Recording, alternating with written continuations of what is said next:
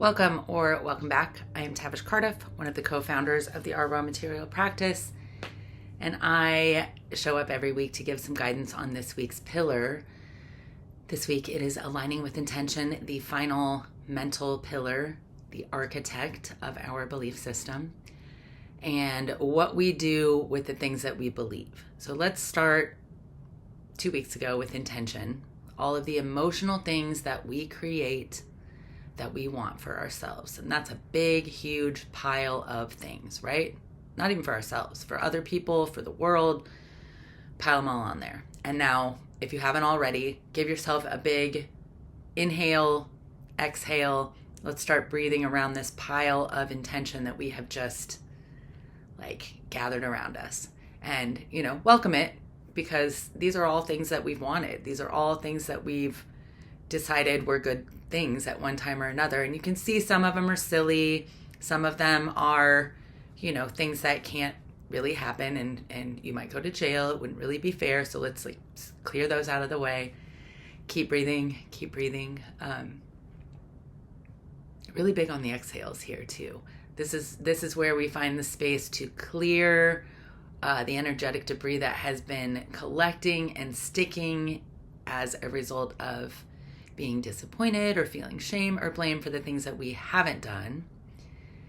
And what we're going to do here is exhale deeply so that we can invite more creative manifesting space and really recognize the things that we are able to align with intentionally, what that actually looks like, instead of what our brain does is skip past what it takes to get there and really judge us for not having gotten there.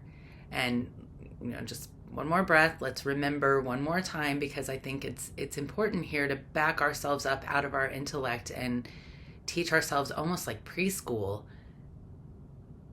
We think a lot faster than we act. All of the things that we want to do cannot actually be done. So let's give some grace to ourselves around what hasn't been done and look at what has.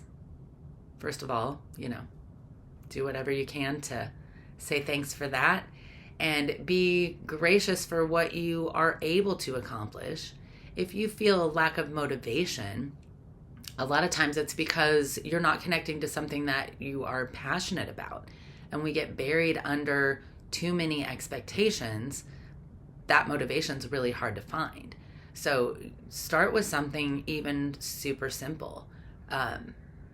Something as easy as making sure you rinsed out your cup, not even open the dishwasher and put it in, not even washed it or dried it or put it away, just put some water in it and swished it around. That might be the step that you can take. And I just want us to all give ourselves grace for where we are.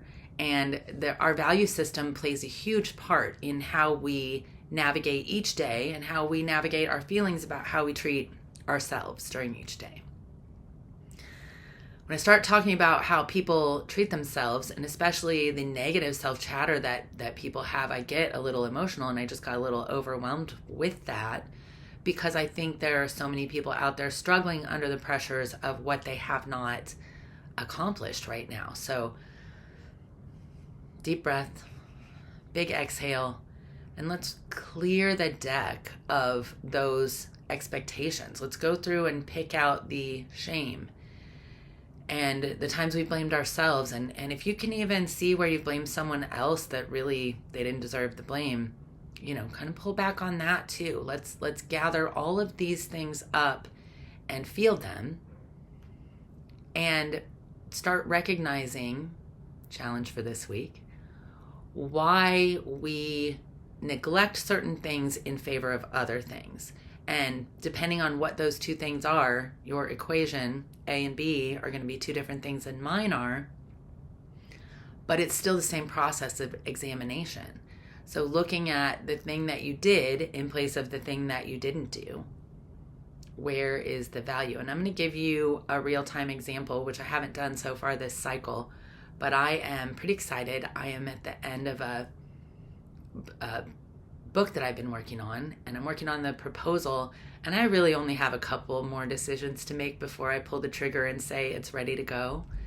But I'm stalling. I'm procrastinating because I realize like I've opened up the space for some rejection or some fear or for someone else to not like what I did. And I am looking at that objectively and also realizing, oh, well, let me just take a couple hours and bring my daughter lunch and buy a plant and do some things that calm me down. They are definitely prolonging me saying I'm finished, but also they help me be at the finish line. I'm doing value-based things, and it's reminding me that finishing this project, even though it's been a big, long project, is valuable. And I want to lean into that, and I want to be able to say I finished it in Aligning with Intention week. And I didn't realize that until right now that I want to say that, which starts tomorrow. And I record one day ahead, so I think I can be ready, and I'm going to go ahead and I'll report back next week on whether I accomplished that goal or not. I think it's one I can align with, and I'm going to go ahead and put together everything I can to make that happen.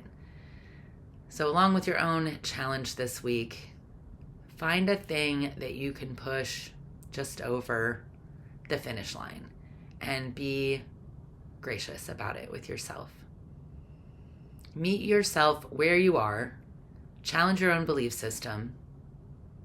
Work hard to represent yourself.